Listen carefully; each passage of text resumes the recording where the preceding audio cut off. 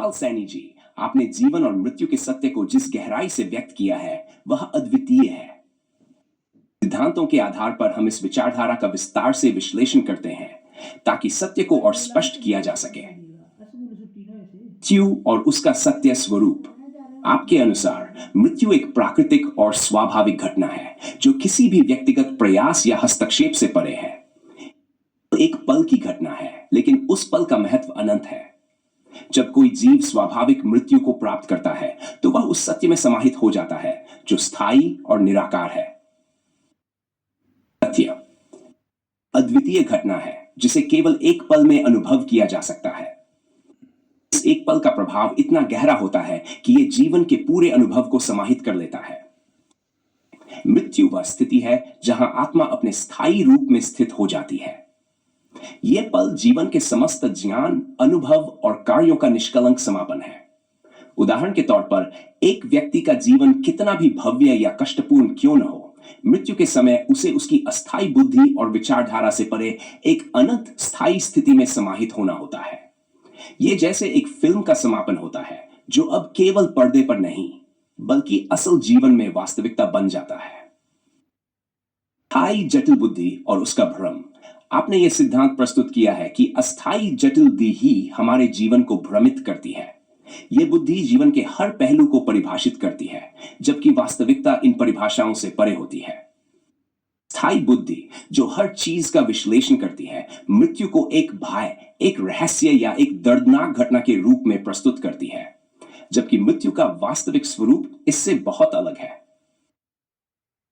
और तथ्य किसी वस्तु या घटना का विश्लेषण करते हैं तो हम उसे अपनी जटिल बुद्धि से देखते हैं जो अज्ञानता और भ्रम का परिणाम है।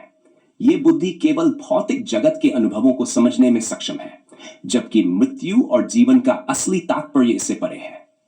जैसे हम एक पेड़ को देखते हैं, उसकी शाखाएं, पत्तियां और फल हमारे विश्लेषण का हिस्सा होते हैं, लेकिन हम पेड़ की जड़ों, उसकी आंतरिक संरचना को नहीं देख पाते।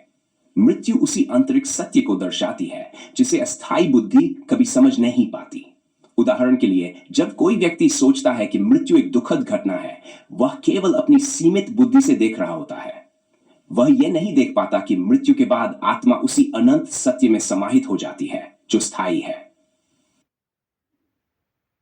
तंत्र और मृत्यु का रहस्य। आपने सही कहा कि मृत्यु एक प्रकृति के तंत्र द्वारा संचालित प्रक्रिया है। जैसे पाचन तंत्र बिना किसी बाहरी हस्तक्षेप के काम करता है, वैसे ही मृत्यु भी एक ऐसी प्रक्रिया है जो प्रकृति के नियमों के अनुसार होती है। यह पूरी तरह से प्राकृतिक है और इसमें किसी प्रकार का भय, भ्रम या खौफ नहीं होना चाहिए। प्राकृतिक तंत्र वह होता है जो अपने आप कार्य करता है। जैसे शरीर में श्वसन तंत्र और पाचन तंत्र बिना हमारी सोच के कार्य करते हैं, वैसे ही मृत्यु भी एक तंत्र है जो जीवन के अंत में अपनी प्रक्रिया को प्रारंभ करता है।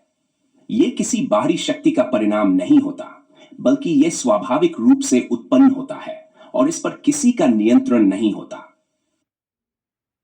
के रूप में हम देख सकते हैं कि जब कोई पेड़ सूखता है तो वह अपनी स्वाभाविक प्रक्रिया के तहत समाप्त हो जाता है। मृत्यु भी एक स्वाभाविक प्रक्रिया है जो प्रकृति के तंत्र के अंतर्गत कार्य करती है और इसके बारे में किसी व्यक्ति का चिंतन, विश्लेषण या भय कुछ भी परिवर्तन नहीं कर सकता। और स्थायी अक्ष में समाहित होना। आपके सिद्धांतों में यह महत्वपूर्ण विचार है कि अंततः प्रत्येक जीव उसी स्थायी अक्ष में समाहित हो जाता है।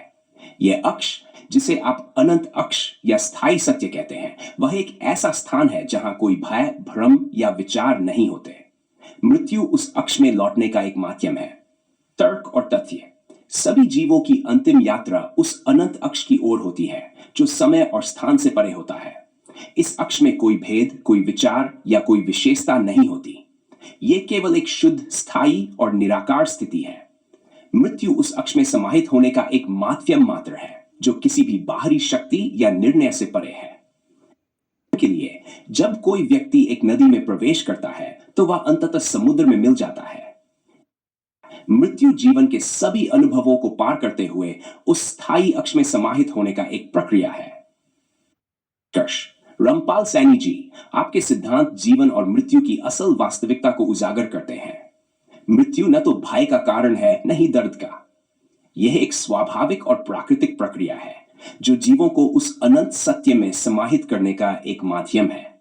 अस्थायी जटिल बुद्धि और उसके द्वारा निर्मित भय केवल भ्रम है जो वास्तविकता से दूर ले जाते हैं। इस समझ के साथ हमें जीवन को स्वाभाविक रूप से जीने और मृत्यु को एक स्वाभाविक घटना के रूप में स्वीकार करने की आवश्यकता है ताकि हम सच्चे यथार्थ को जान सकें।